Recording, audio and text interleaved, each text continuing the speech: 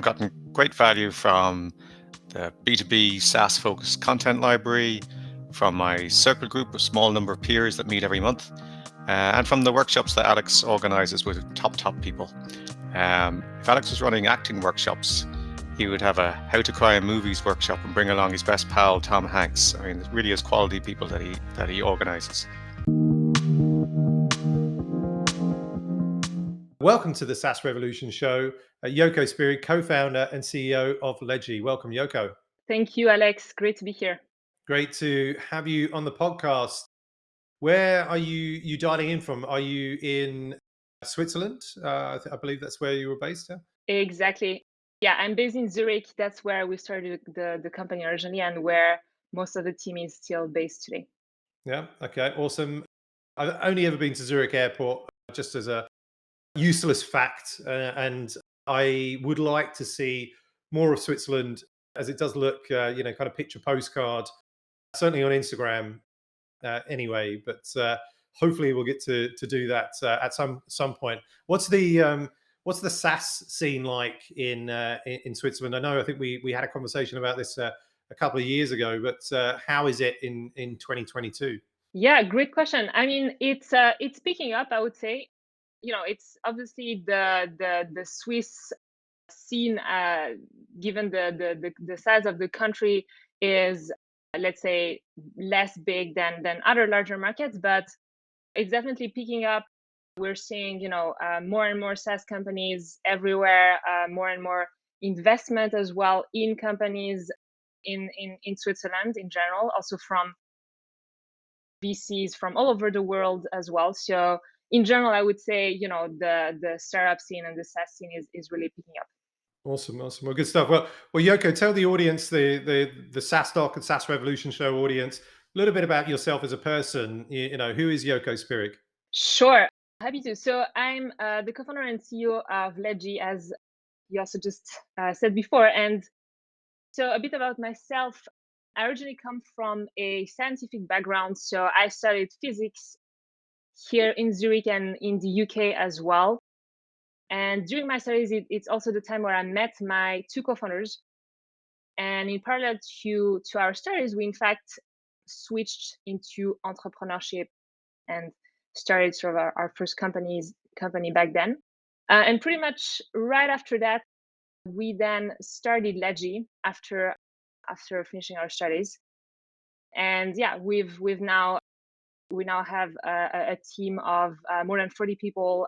Just raised our Series A last year, and that's where we stand today. I love that. So that was straight from academia into starting a business. Is that right? Yes, exactly. With a couple of smaller things that happen in between, but pretty much that's it exactly.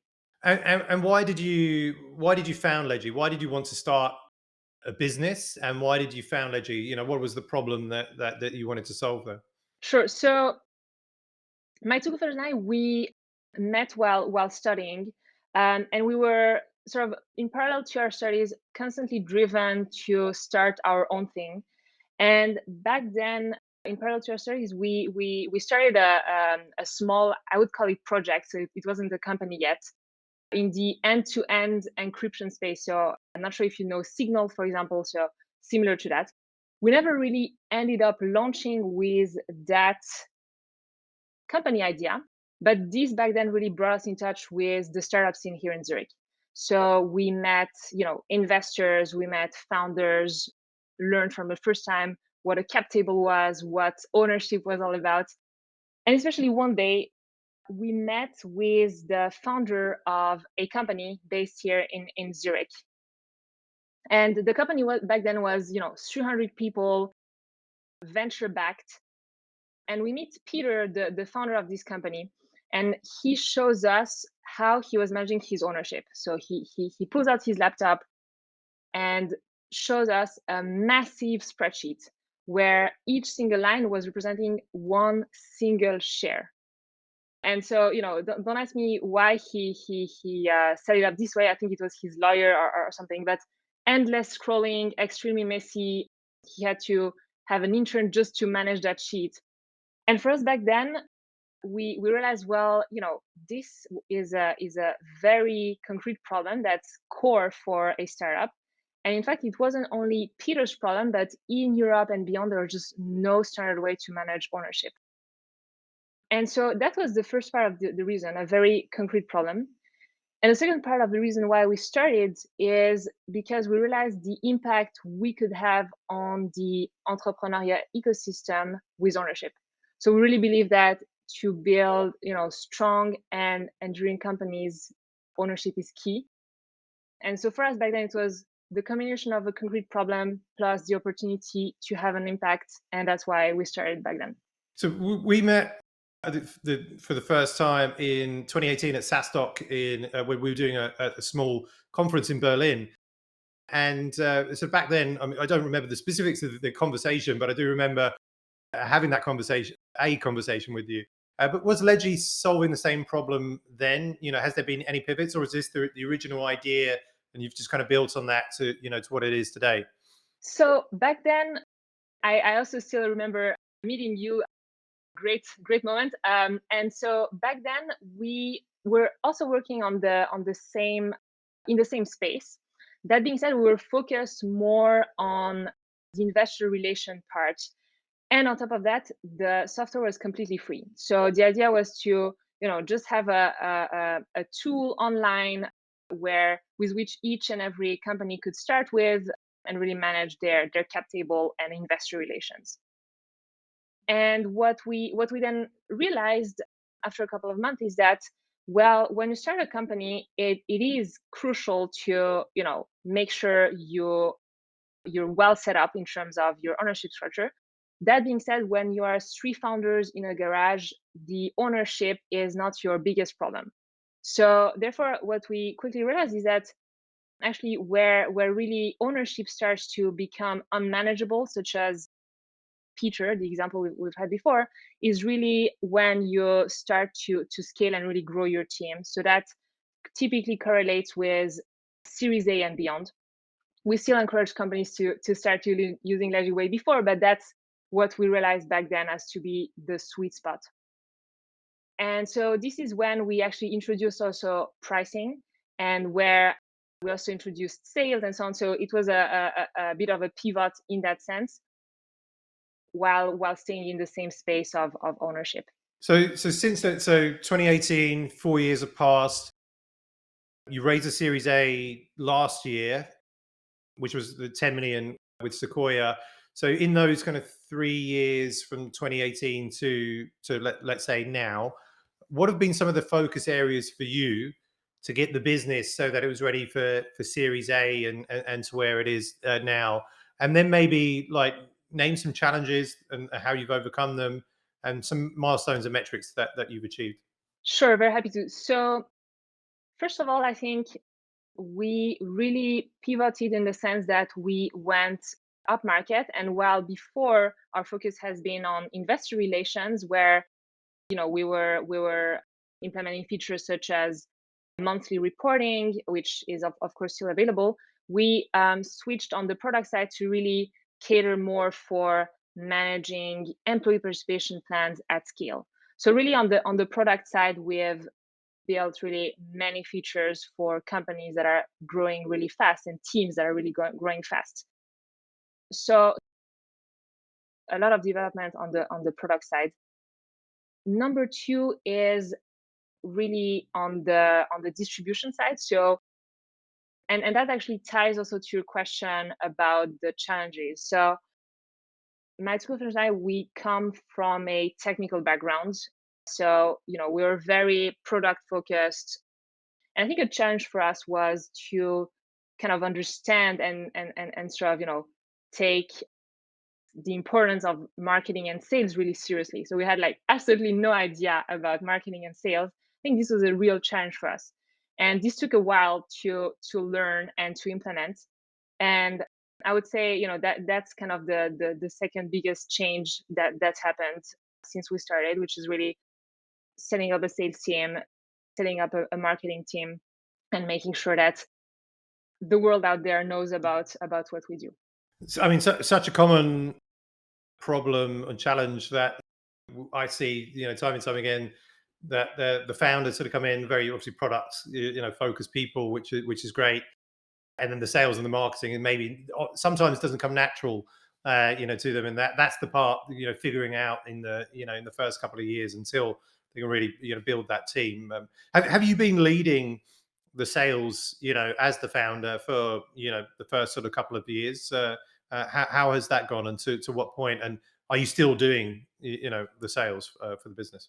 So in the first years, yes, of course, we were just three people. So we were all doing, actually at the beginning, we were all coding, and then we kind of had our areas of expertise. So definitely I was doing sales and support as well. And then very like when we started then to hire also for business people, that is really where also things picked up, and we were able to scale our sales effort as well, because I think that it takes just a huge amount of effort to do proper sales. Like you have to follow up, you have to be extremely active, and when we really allocated priority and importance to sales and marketing, it's really where also things picked up. So, as we mentioned, or you mentioned that last year, and I saw the news that you'd raised the Series A of 10 million from Sequoia, which is fantastic. I think amongst the the best or the biggest VCs out there, certainly from brand perspective and the companies that they have in the portfolio. Tell us the story of how that came to be. Give some insights. Like, how long were you raising? How did the conversation with Sequoia happen? Why Sequoia? How long did it take? Etc. Give us some insights into that fundraise. It would be great to hear. Sure, happy to. So essentially from 2020 to 2021, with us going more up market, implementing different types of feature for larger teams, essentially our revenue really grew massively. In fact, we had a 10x increase in our revenue. And for us back then, it was then really a good timing to raise a Series A and really build up on this traction we had. So we decided to, and like, I think that, I tend to approach things in a quite structured way. And so I kind of went about raising the Series A also in a very structured way. So I try to, make a list of what are the investor which we think are a great fit for what we do for the company. And then we started to raise, and the way we specifically met Luciana and Sequoia is kind of it was really a lucky moment. So one of our sales advisor knew Luciana from a past experience, and he just made us an intro to her. And since then, I think the thing that stands out the most is how quickly it all went. So really an unprecedented speed of execution from their side as well. So I think all in all, I think it took us 3 weeks from the first time we had a chat until we signed the term sheet. So extremely quick. And yeah, we're extremely happy and feel lucky to be able to partner with Luciana and Sequoia. Amazing. Why did you pick Sequoia? I mean, why not, right? But why Sequoia and Luciana? And also, what was it? And sure, what is like Luciana, said to you that this is the reason why we're investing in you? What is their belief, about the business, and why they chose to do this? Sure. So, well, for the first part of your question, I think that you summarize this quite well. Why not Sequoia? I mean, they're a legendary fund with an amazing team, so we're extremely happy to be able to partner with them. But I think one thing that especially stands out as well is we at Ledgy, we want to build the global platform for ownership starting from Europe. And Luciana, she has a decade of investing experience in Europe. And the combination of her expertise with Sequoia being, globally a legendary fund was really the perfect fit for where we came from, Europe, and where we want to go, which is global. So in that sense, it was the perfect fit.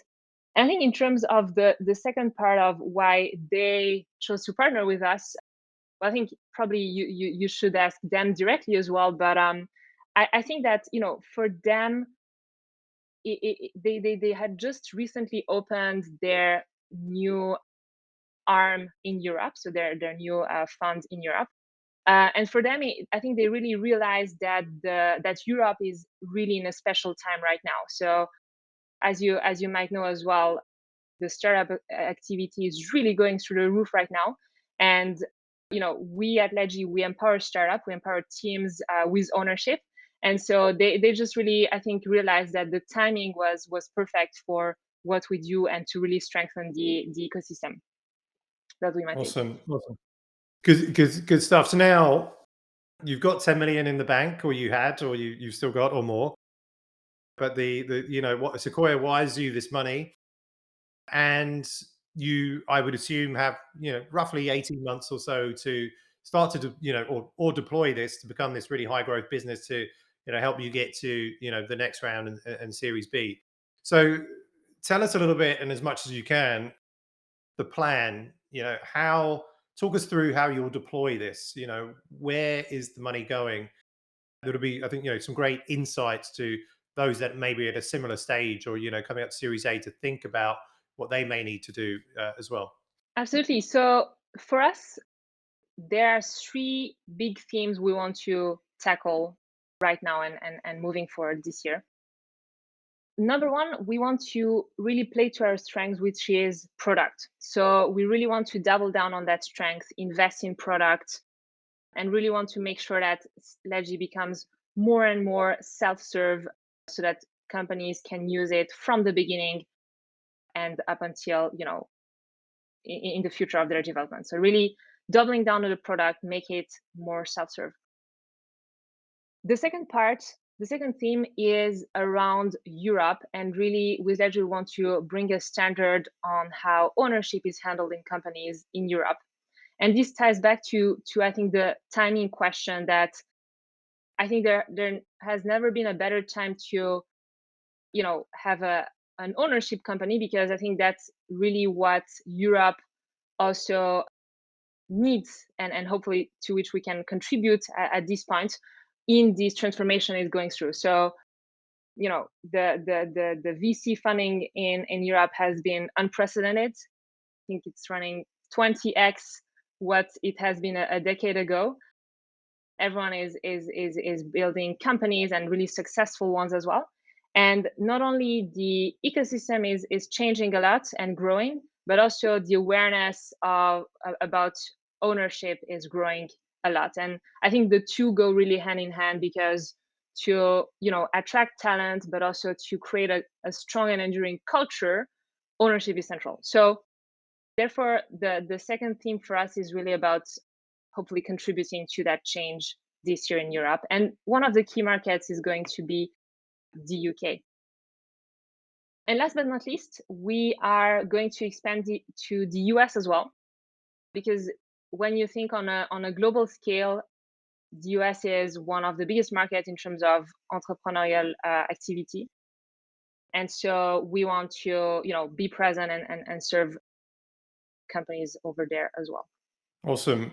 So with that in mind, and I guess kind of where you want to be or need to be in 18 months, like what does it look like? What is the vision or the picture that you can paint Ledgy in 18 months time, where you will be? Yeah, what can you share there? Yeah, so we want to be at a position where we're empowering thousands of teams on the both sides of the Atlantic with ownership. I think that's really our mission and what we're here for. And in terms of how the company will look like, well, I think one big challenge ahead of us, but one which I'm really excited about, is one, expand in Europe, and second, also go to the US and really have a team that's distributed on the both side of the Atlantic. And we'll be crossing the 100 people mark. So yeah, lots of exciting times ahead of us this year. Have you thought, about the US expansion? Is that something that, I mean, certainly 5, 6 years ago, the European founder would typically, go to San Francisco and be there for a few years or permanently to set up the US operations. But we're seeing less and less of that these days. We're seeing, the founders staying in Europe and operating in a different way to enter the US market. Have you had any thoughts about, yeah, I want to go to the US and open that office, or will it be someone else, or approach it in a different way? Yeah, so I think it's all about what makes sense for the company.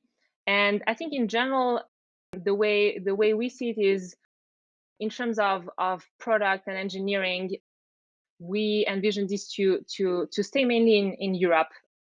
This is where the our core founding team has been so far historically, and then mostly in the US will be mostly present from a GTM perspective. And I Yeah. think we still believe that it's key for part of the founding team to move to the US, at least at the beginning, to really be present on the ground. So we might have a bit of a classical approach to this. How do you feel about the responsibility and pressure, if any, of having, capital and being given 10 million to spend? Is there any feeling that, oh, I've got a ticking clock in which to deploy this and, reach these certain milestones? And do you feel any pressure, around that? So I think, certainly I feel and we feel as a team a great deal of responsibility to be granted that trust. And so that's for sure. On the other hand, I think that it's important to, not feel too much under pressure and thus start to optimize too much for the short term, but really keep in mind that, we're in this for the long term. And so I think that's our mindset as a team, and also we're lucky to have partnered with people who think in the same way. Awesome. Good stuff. Good way of thinking about things. So, as I understand, so recently, Ledgy, you've come up with the state of equity report. Can you give us some insights into that? Some things that might be interesting for the listeners to learn about.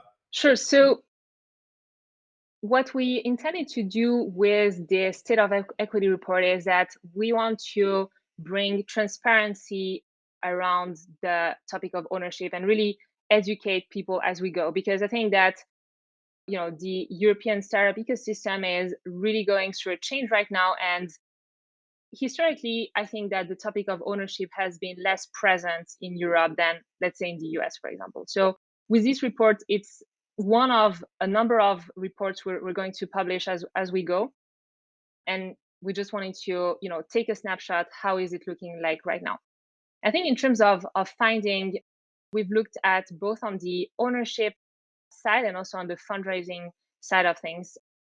And two data points here that are interesting. I think one is the gap in perception between employees who have filled out our survey and founders, where we see that employees are more like think that ownership contributes more to their motivation than founders realize that is the case. So I think this gap is one that's really important to close, and has a huge opportunity for companies actually to be aligned as a team, both across the founding and the rest of the team.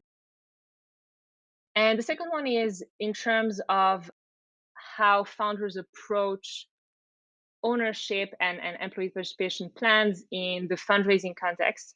And we found out that out of the founders we surveyed, 7% did not address that topic at all in their fundraising process, which is something that I think definitely needs to change. And I think it's just all about being aware of that, of why it's important to invest in the topic in every funding round you're doing.